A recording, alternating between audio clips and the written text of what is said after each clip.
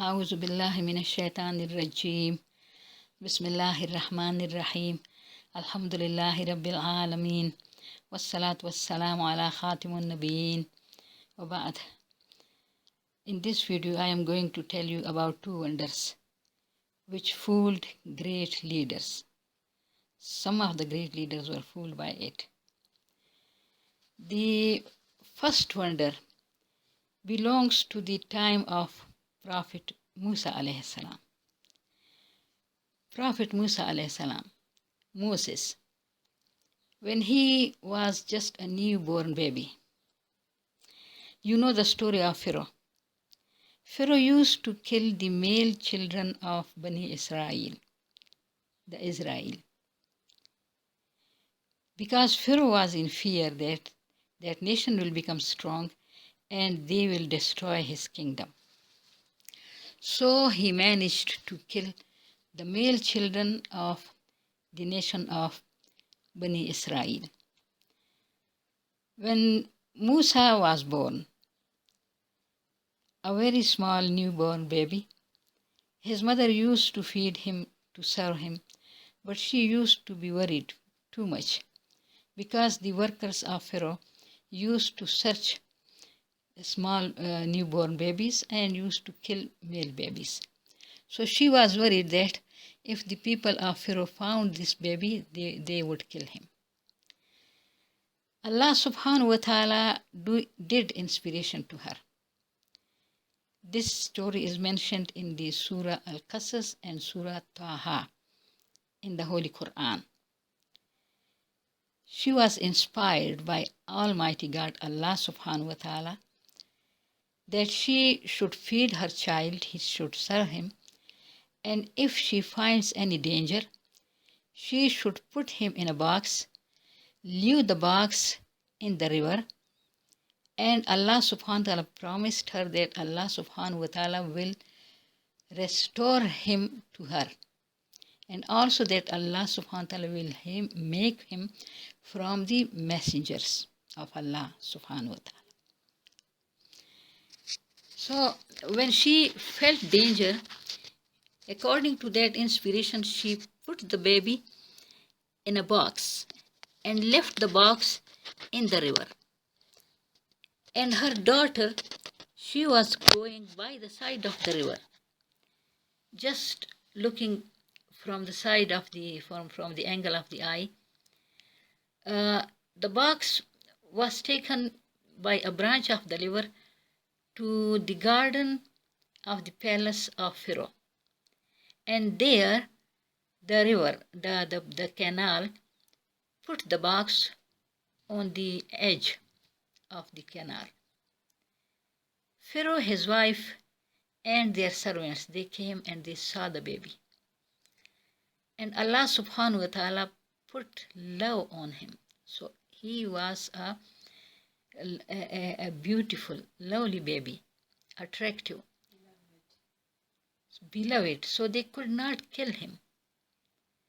The wife of Pharaoh said, we will keep him. Maybe we will make him our son. Then they took the baby and they wanted to feed him, but the baby was not accepting the milk of any woman. His sister also reached there. She said to them, should she bring a woman who would take care of him, would feed him, would serve him?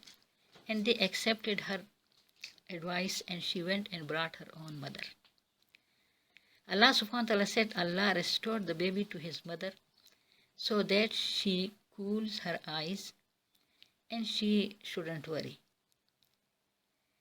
So Allah subhanahu wa ta'ala fulfilled the promises with that woman, and you see the wonder that Allah put love on him and they couldn't kill him. There is a great lesson in this story.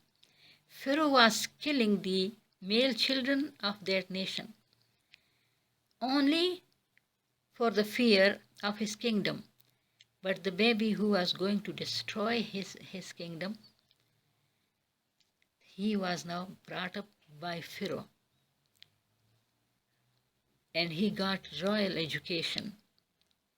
And Pharaoh used to pay to his mother for the service of this child, and they didn't know that he was her own son. Then the second wonder is that Muhammad sallallahu alaihi wasallam, the final of the prophets and the final of the messengers, when he invited people in Mecca to worship only one God, because there is no God but one single and unique God, that is Allah Almighty, and advised them to stop worshipping those statues, they turned against him, and finally they wanted to kill him. Muhammad sallallahu alaihi wasallam and the Muslims with him suffered a lot, and they stayed there in Mecca for about 12.5 years. When Allah subhanahu wa ta'ala opened the way for them, because in Medina some people became Muslims, and they invited Muhammad sallallahu alaihi wasallam and all the Muslims to go to Medina to get rid of the torture given by those idolaters in Mecca. The leaders of Mecca, the idolater leaders in Mecca, they were very hard, the worst of the enemies. So when they came to know that Muhammad sallallahu alaihi wasallam was to leave, he was going to leave the next day, they surrounded his house, and they had decided that one man from every tribe would attack him and would kill him, and then the tribe of Muhammad sallallahu alaihi wasallam would not be able to fight with all the tribes, so they will accept blood money, and so the problem will be solved. So this was surrounding his house. Muhammad sallallahu alaihi wasallam, early in the morning, he came out of the house. Before coming out, he let Ali radiallahu ta'ala anhu sleep in his bed and advised him to return the trusts of the people of Mecca. The people of Mecca, those idolaters, they were keeping their valuable things with Muhammad sallallahu alaihi wasallam because they trusted him. They had given him the name of trustworthy and Sadiq and Amin, the truthful and the trustworthy. So there were many trusts with Muhammad sallallahu alaihi wasallam, and when he was leaving to Medina, he wanted that every person must get the thing that he had put with Muhammad sallallahu alaihi wasallam. He advised Ali radiallahu ta'ala anhu to sleep in his bed and later give the trust to all people and then go to Medina. While Muhammad sallallahu alaihi wasallam himself came out, the people became drowsy. They didn't see him, the enemies. Abu Bakr Siddiq radiallahu ta'ala anhu was waiting for Muhammad sallallahu alaihi wasallam, and both of them went. In the morning, when the people saw Muhammad sallallahu alaihi wasallam didn't come out, so in anger, they entered his house and rushed at his bed, but they found Ali radiallahu ta'ala anhu in his bed. Then they said, oh, Muhammad sallallahu alaihi wasallam has gone out, so they followed him. And they were searching him to kill him.